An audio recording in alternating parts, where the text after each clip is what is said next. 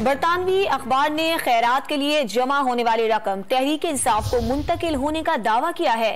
अखबार की रिपोर्ट के मुताबिक बरतानिया में T20 मैच कराए गए और मुख्तलिफ जराए से हासिल की जाने वाली रकम PTI को मुंतकिल की गई।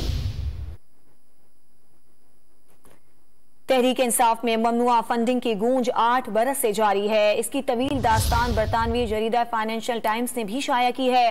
रिपोर्ट में बताया गया है कि अबराज ग्रुप के बानी आरिफ नकवी ने ऑक्सफोर्डशायर में एक शानदार दावत का एहतमाम किया, जिसमें सैकड़ों बैंकारों, कानूनदानों और सरमायाकारों को मदऊ किया गया था।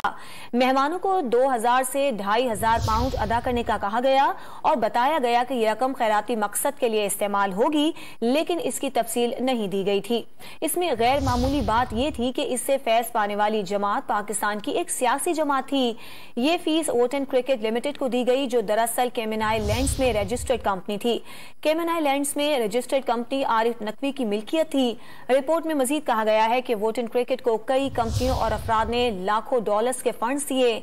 अबूधाबी के शाही खानदान के एक वजीर ने भी 20 लाख पाउंड दिए।